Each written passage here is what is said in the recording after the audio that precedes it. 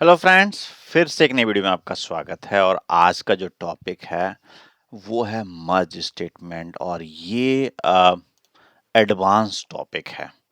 और जब advance topic है तो इसमें थोड़ा सा हाई लेवल का है, ठीक है, क्योंकि ये बहुत यूजफुल कमांड है और बहुत ही लाइक आपके बहुत कई सारे पर्पस को सॉल्व करेगी। तो ठीक है, लेट्स डीप डाइव कि क्या है मर्ज स्टेटमेंट, उसे क्यों यूज करेंगे। ठीक है, आते हैं।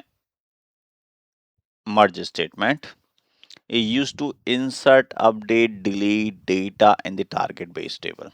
ओके, अभी तक हमने देखा कि आप इंसर्ट, अपडेट, डिलीट, ये तीनों जो तीनों जो लाइक कमांड्स हैं, आप सेपरेटली सेपरेट रन कर रहे थे। बट मर्ज आपके ये फ्लेक्सिबिलिटी देगा कि एक ही कमांड से आप तीनों कमांड को एक साथ रन कर सकते हैं। अच्छा, इसका पर्पस क्या है कि हम ऐसा क्यों करेंगे। अब हमारे पास एक सोर्स टेबल है, एक है टारगेट टेबल, ठीक है। और हम सोर्स टेबल का जो डेटा है एग्जैक्टली रेप्लिका बनाना चाहते हैं, किसके ऊपर, टारगेट के ऊपर, ठीक है। रेप्लिका नहीं, एक तरह सिंक्रोनाइज करना चाहते हैं। अब मेरे पास डेटा आ गया सोर्स के अंदर, अब सोर्स से मैं डेटा डालूंगा किसके अंदर, टारगेट के अंदर। अब जब सोर्स से टारगेट की बात करता हूं तो क्या है एग्जैक्टली इसको भी हम देखेंगे थोड़ा सा और डिटेल में। पहले इसका जान लेते हैं कि कहाँ कहाँ यूज हो सकता है। डेटा वेयर हाउसिंग, क्योंकि डेटा आप लेके आ रहे हो सोर्स में और उस सोर्स से डेटा वेयर हाउस को आपको अपडेट करना है। अब अपडेट कैसे करोगे, उसमें आपको क्या इंसर्ट करना है, क्या डिलीट करना है, क्या, तो ये सब चीजें मैनुअल चेक करोगे और उसमें बहुत टाइम लग जाएगा और गलतियां कर बैठोगे आप। तो ये जो मर्ज स्टेटमेंट है उसमें millions of billions of records होंगे, वो अपने आप जाके चेक कर लेगा कि क्या नहीं है इसमें, क्या है इसमें, और किसे अपडेट करना है और किसे डिलीट करना है। ये ये इसकी ब्यूटी है और ये इसकी कैपेबिलिटी है कि मिलियन और बिलियंस ऑफ रिकॉर्ड्स में जाके खुद अपने आप चेक करेगा और अपडेट भी कर देगा एक सिंगल कमांड से। नहीं तो आपको मैनुअली सर्च करना पड़ेगा, आईडी ये एग्जिस्ट करती है या नहीं है, बिलियंस ऑफ टाइम चेक करके फिर आप अपडेट करोगे। पर ये क्या, ऑटोमेटिकली लुकअप करेगा सोर्स से टारगेट को और टारगेट से सोर्स को, और चेक करके उसे अपने आप से सारी चीजें जो अपडेट करनी होंगी अपडेट कर देगा, डिलीट करने। ईटीएल प्रोसेस में आप इसे यूज कर सकते हैं। सेम सिंक्रोनाइजेशन ईटीएल में भी होता है। स्लोली चेंजिंग डायमेंशन, ये क्या होता है ये भी आगे हम देखेंगे, ये सब चीजें देखने वाले हैं। स्लोली चेंजिंग डायमेंशन जब हम उसमें अपडेट करेंगे, ठीक है। स्लोली चेंजिंग डायमेंशन में यहाँ पे क्या होता है, डेटा हिस्ट्री मेंटेन की जाती है कि कोई भी चीज़ चेंज हो गई तो उसकी हिस्ट्री बना लो। डेटा सिंक्रोनाइजेशन, हम data at the end synchronize कर रहे हैं डेटा सोर्स से टारगेट को कि क्या क्या चीज़ें अपडेट करनी है। तो वही सारी चीज़ें, सिंटैक्स सिंपल है। मर्ज स्टेटमेंट, ठीक है, टारगेट टेबल है, ठीक है, as T, source table as S, किस आईडी के बेसिस पे, आईडी के बेसिस पे। व्हेन मैच, अपडेट कर देगा। अगर नहीं मैच करता तो इंसर्ट कर देगा। और अगर मैच उसमें नहीं करता, किस में नहीं करता, सोर्स में नहीं और टारगेट में है, तो क्या कर देगा, डिलीट कर देगा। इसका मतलब वो तो यही हुआ ना कि हमें सोर्स में नहीं आया तो डिलीट उड़ा दो उसे, तो डिलीट भी कर देगा, ठीक है। इसमें ये मैंडेटरी नहीं है कि ये तीनों कमांड लिखनी है। अब मैं इसे डिलीट नहीं रखना चाहता तो डिलीट नहीं होगा, ठीक है गाइस, ठीक है। अब आते हैं इसी को एक बार करते हैं, चलो ठीक है। आ गए हम सीक्वल सर्वर पर, ठीक है।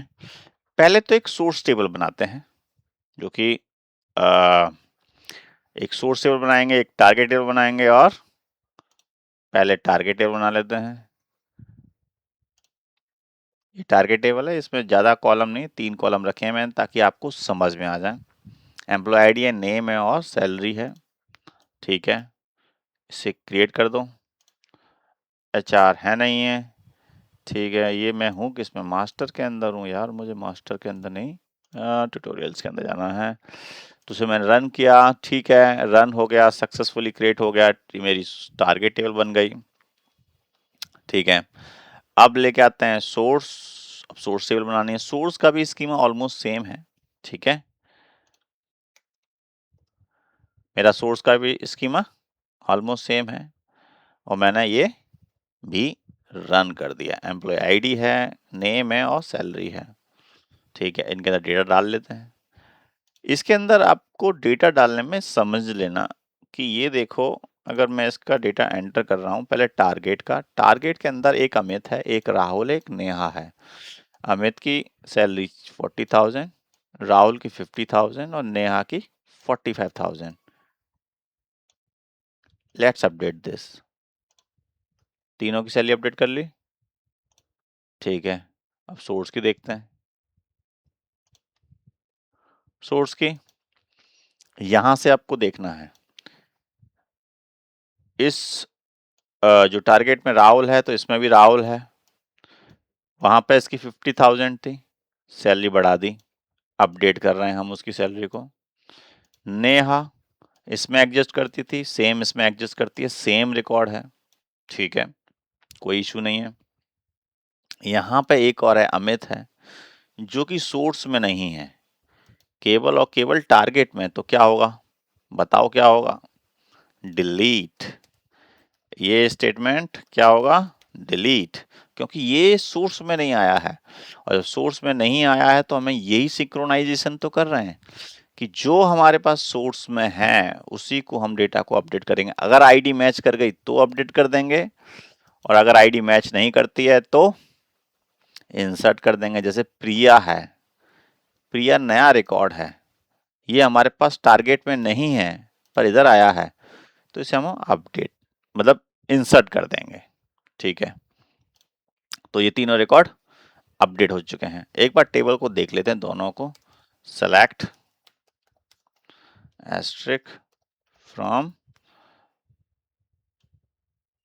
ये रही मेरी सोर्स टेबल, ठीक है जी। अरे तो ब्लैंक है, इसमें डेटा अपडेट किया ही नहीं मैंने, ठीक है जी। अब मैं इसे रन करके देखता हूँ, डेटा आ गया है, ठीक है। टारगेट टेबल, ठीक है जी, इसमें डेटा है, ठीक है। सो आर वी गुड, ठीक है। आते हैं, अब मर्ज स्टेटमेंट रन करते हैं।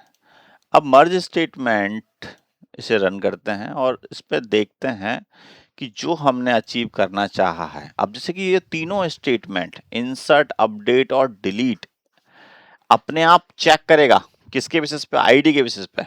और अपडेट करना, इंसर्ट करना और डिलीट करना, ये तीनों ही चीजें एक साथ कर देगा,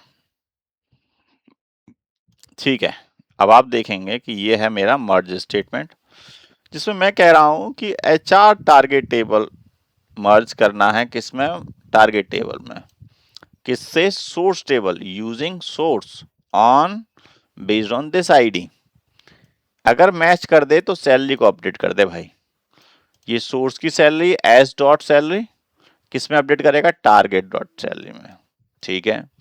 अगर मैच नहीं करता है, अगर आईडी मैच नहीं करता है तो इंसर्ट कर देगा, और क्या क्या कंसिडर करेगा, एम्प्लॉय आईडी, नेम और सैलरी, ठीक है, वैल्यूज ये रही, ठीक है, जो भी होंगी।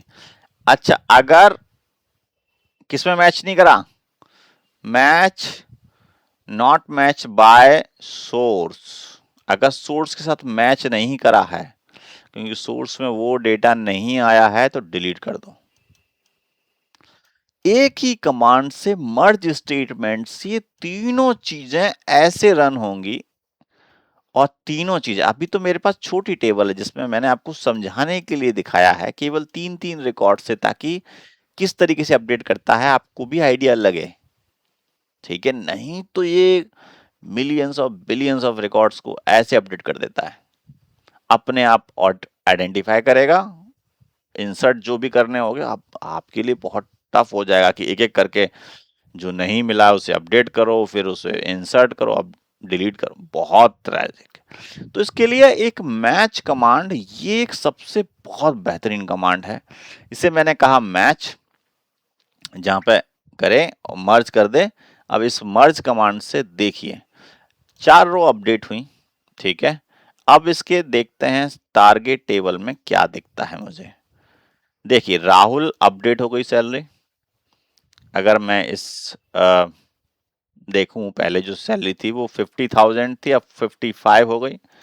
नेहा की 45,000 थी जो कि थी, और उसमें कोई चेंजेस नहीं किया है क्योंकि ये एग्जिस्ट करती है। प्रिया की ये नया एम्प्लॉय आया है जिसकी आईडी बन गई है 4, और जो एक पहला एम्प्लॉय था अमित, वो डिलीट कर दिया गया है। सो आई होप आपको ये चीज समझ में आई हो कि उसने सिंक्रोनाइजेशन एक कमांड के अंदर, मर्ज स्टेटमेंट के अंदर कितना अच्छी बेहतरीन तरीके से किया है, ठीक है। तो आपको मैंने पिछले सेशन में, पिछले वीडियोस में बताया था, ठीक है, कि हम क्या करते हैं कि टेम्प टेबल, टेम्प वेरिएबल का यूज करते हैं डेटा मसाइजिंग, डेटा क्लीनिंग। और अगर आप ये सोचिए कि ये सोर्स टेबल जो है मैंने बनाई है, ये एक टेम्प टेबल होती, ये एक टेम्प टेबल होती, क्योंकि डेटा मेरा जो आता है ना, वो मेरे पास मल्टीपल सोर्सेज हैं। एचआरएमएस था, एडीपी था, और भी एक और सोर्स था।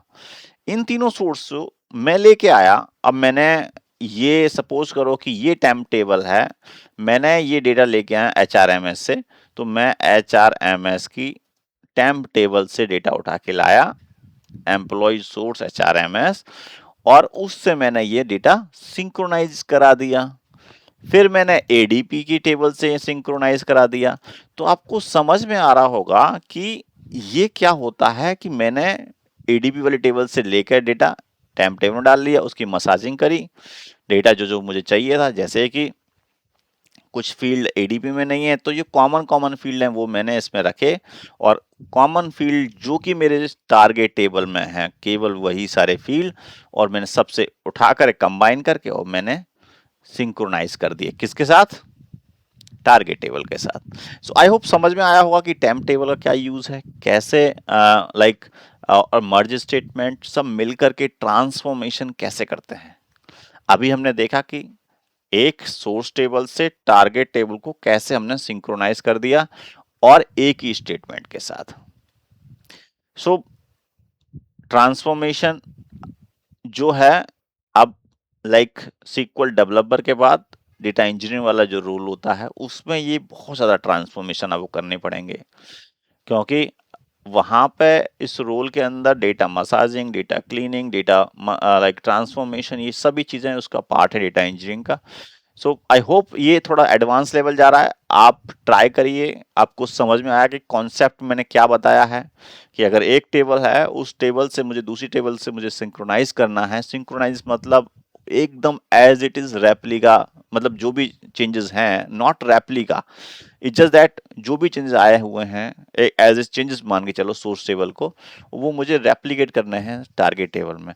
तो एक ही कमांड से वो सारे के सारे चेंजेस अपडेट हो जाएंगे। आई होप ये वीडियो आपको पसंद आया होगा, कोई डाउट नहीं होगा, ओके। और आ, कोई डाउट नहीं होगा, और जो भी अगर डाउट होता है, ठीक है, आप कमेंट कर सकते हैं। थोड़ा सा कॉम्प्लेक्स था, बट आपको समझ आ गया होगा, क्योंकि मैंने बहुत ही स्मॉल रिकॉर्ड लिए हैं, 3-3 रिकॉर्ड, उसमें आपको समझाया है। जब ये रन होते हैं मिलियंस ऑफ रिकॉर्ड्स में तो बहुत होता है। सो गाइज मिलते हैं फिर एक नई वीडियो में, तब तक के लिए धन्यवाद। सब्सक्राइब कर लीजिए मेरे चैनल को।